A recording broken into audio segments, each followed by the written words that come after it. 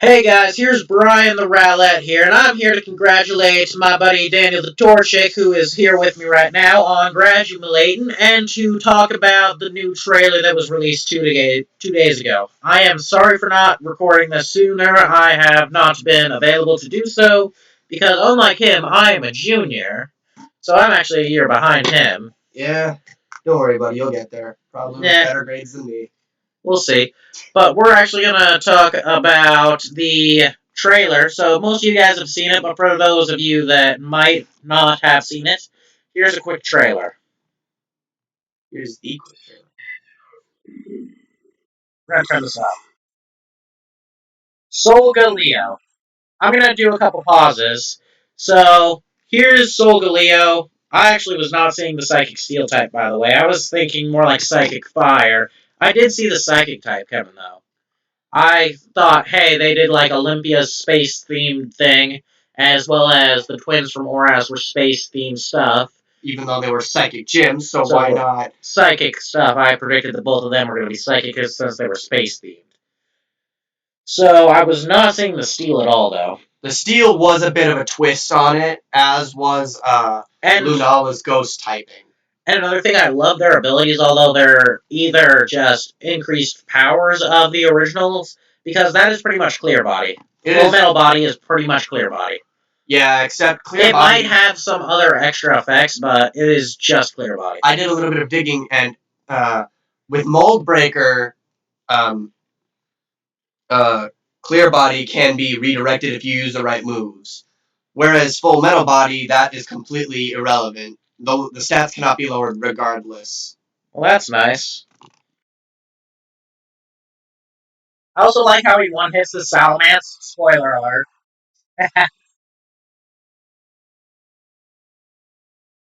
Isn't this a steel type move, Sun Steel Strike? That'd be my bet. I actually want to see a lot more dual type moves in the next one, like Flying Press. Dual type moves would be a good thing. Now, Shadow Shield, on the other hand, is just like Marvel Scale, I believe. Multi-scale. Multi-scale. It's an improved version. Multi-scale does 50%. This does 60%. I'm not sure that's true, but I'm just... It's not the fact that I don't believe you, Daniel. It's the fact that I would have to do this research myself or see the proof. Alright.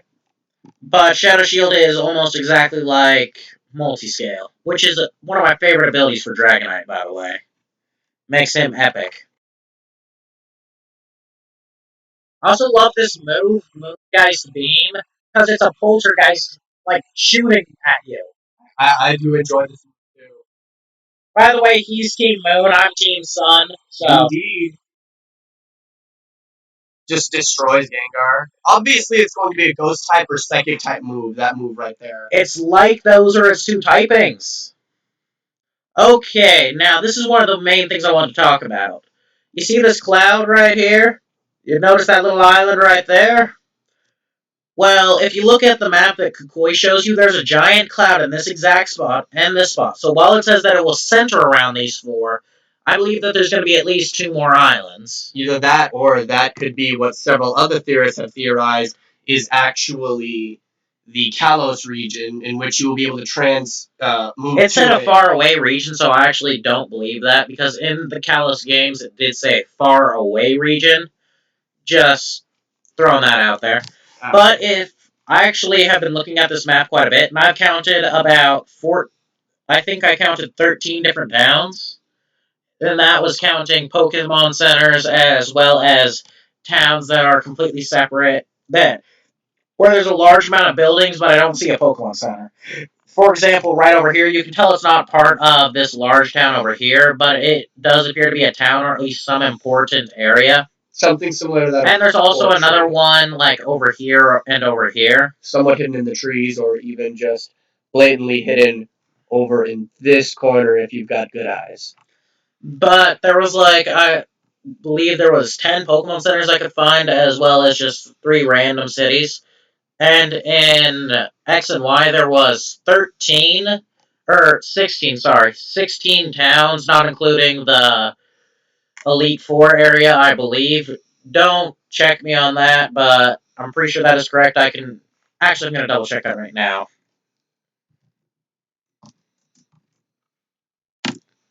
Let's check this out.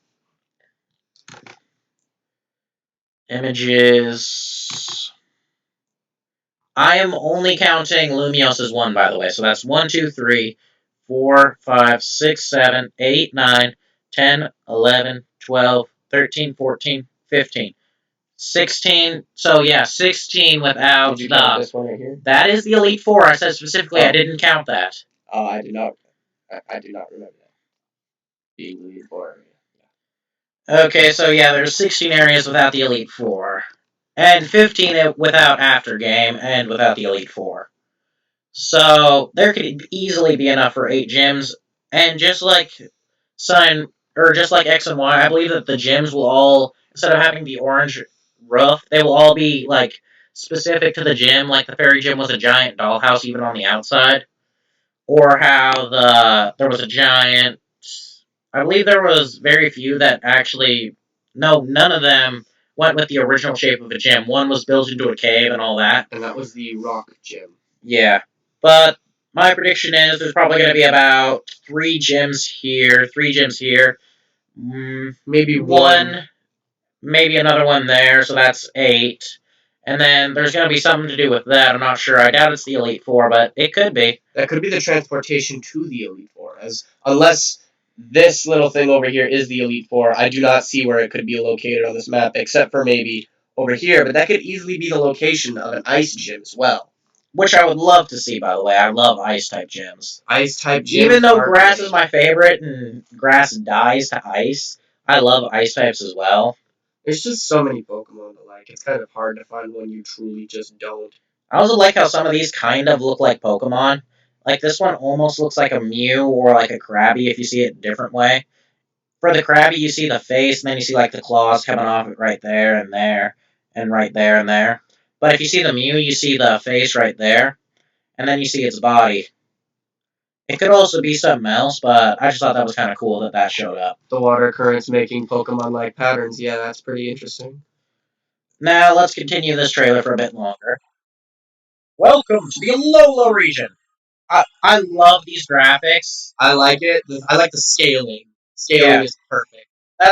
I would be fine with Chibi, but I love the scaling. Now, this is actually what I was talking about earlier. You notice these suspiciously shaped clouds. That is very suspicious. Especially down here in the direction the hydroplane looks like it's heading to. That's not a hydroplane, that's the artificial island. You can tell that pretty easily. No. Because if you zoom in on the actual picture of the Alola region, here, let me zoom in on this real quick. On an Alola region map. Alola region. Yeah. Now let's see, where's the nice high definition one? So I can get a good... There it is.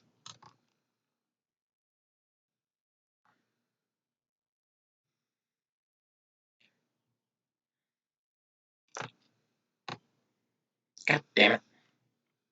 Man! It's better to use the arrow keys, they scroll up on letters. Oh, I see it now. Yeah, that's actually the hotel we saw in the original video. Oh! At least from what I can tell, that is the hotel right there. That's the location of the hotel? I thought the hotel would be something either over here, whereas that looks like it could be a hotel. That's the legendary, I'm pretty sure. That's where you're going to find the legendaries. That looks a lot like that altar that we saw in the video that revealed them. I also like this little caged off town right here where you can barely see the Pokemon Center. Yeah, that's a pretty nifty thing. I'm wondering what this whole place is about. It's going to be pretty interesting to see. I feel like that's either going to be part of an after story or part of the side story before you can get to the 8th or 5th gym. That's going to be pretty cool. That would be a very interesting thing to look at. This also could be the location of another gym, though. I could probably see that big building at the very end of it being like a normal type gym. Just a lot. It could be like ghost type since looks all gloomy and stuff. It could even be the first dark type gym. Ooh. The evil type gym. Oh, that does sound intriguing. Well, let's continue the trailer with Professor Kukoi, who is pretty awesome. And will take attacks head on in his stomach if that helps him. I want to learn more about Lily. Lily's on the actual Pokemon side. It said that she'll play a major part in the story. So whatever that is, it's going to be pretty interesting. She might actually become your real rival. Although I wish we had another mean one like silver and green or blue, depending upon if you played the Japanese or the English games. Now look at that guy. Woo! That gave me chicken skin. I just love the way he talks. I'm hoping he talks this way the entire time. It's going to be fun to do stuff with him. I love this guy. And my favorite part of this trailer, the Rotom Pokedex. That's like, ooh, imagine if you could like use that Rotom in Pokédex form in battle. That could be interesting, although I'm not sure how it would do that. But if he became like your partner Pokemon or something like that, that'd be interesting. That'd be very intriguing. That could also explain why Hala was the one that gave you your Pokemon, not Kukoi.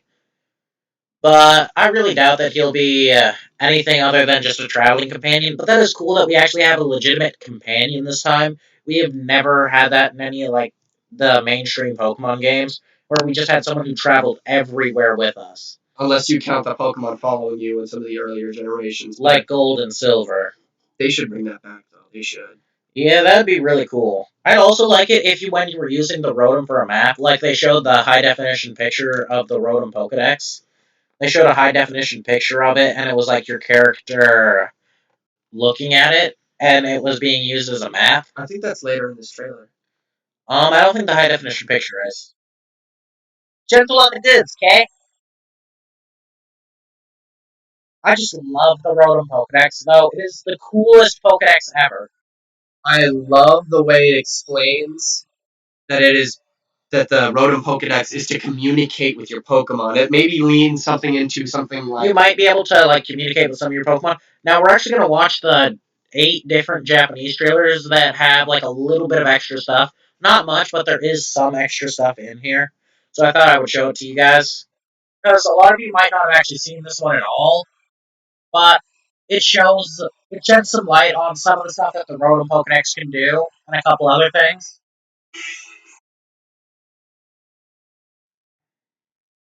Yeah, so these trailers are all really fast.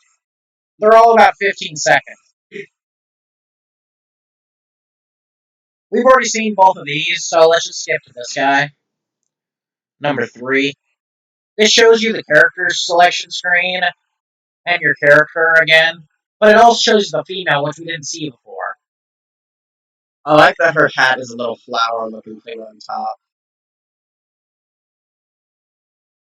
Now this is gonna give you a little more insight to Kukoi, and apparently he's either beating someone or fixing something up in this part.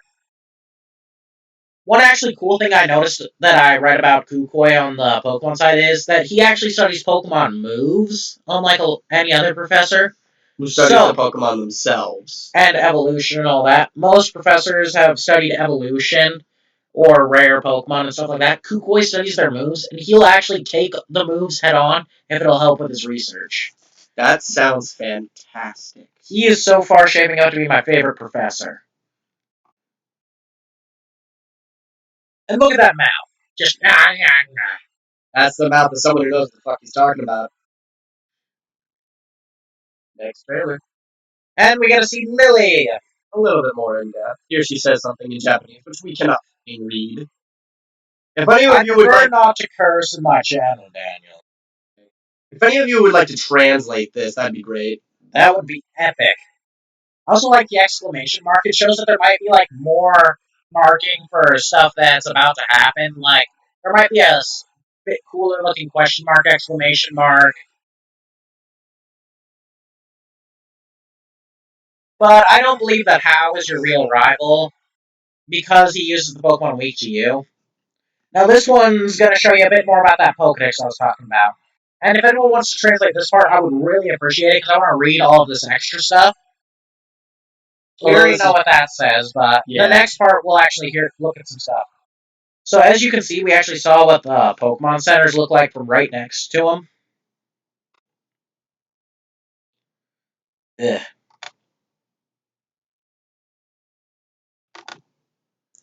Yeah, see, I actually like this Pokemon Center a lot, and I'm wondering if it doesn't look like there's going to be Pokemon Mart, so of course this is just going to be back to the X and Y standard of Pokemon Center, Pokemon Mart. As you look on the side of the building, you can see a blue tint up here. That's actually on both sides, Daniel. Yeah, you can see it down there. It could be like in X and Y, the combination of the Pokemon and Poke Center. I'm saying the blue part is on both sides. It's both. Yeah, that's pretty much guaranteed. Now back to this part of the video. And if you look at the bottom portion of the screen, it shows you Rotom, like, telling you kind of where to go for, like, if there's a specific mission, which means that there could be, like, side quests and stuff, and which also means that we could get a lot more gameplay. Something I noticed is that hopefully this isn't just in the Japanese version, but it already calculates your percentage of the Pokédex completion right as you open the Pokédex itself. That's another interesting feature that'll make it a lot easier to keep track of how much more you need to do, instead of just counting the exact number of Pokemon that you need to find. Yeah. I also love the models of the Pokemon. It's not quite the same as their original 3D models, but it's still really cool. And this shows you a bit more into the original island, which is pretty cool. I do love how everything is scaled, so that is one of the most epic things ever. So, anything else that you can think of about these trailers for theories and other stuff, Daniel? Nothing that I could find that would lead to another theory, although I'm pretty sure having scouring this in our spare time later will probably lead to something. Yeah. Oh yeah, guys, one more thing. I'm actually going to be able to start doing Let's Plays of ROM hacks and older games that play on the Game Boy. This within the next week, due to the fact that school will be over and I will have the time to do so. So, if you guys have any suggestions on what games I should play, and whether I should do them with Daniel or if I should just do them by myself, I would really appreciate it. So, thanks for all your guys' help and support. Please comment anything that you would like to tell me, and share these videos with your friends. I'd really appreciate it. Thanks. See you, everybody. Adios.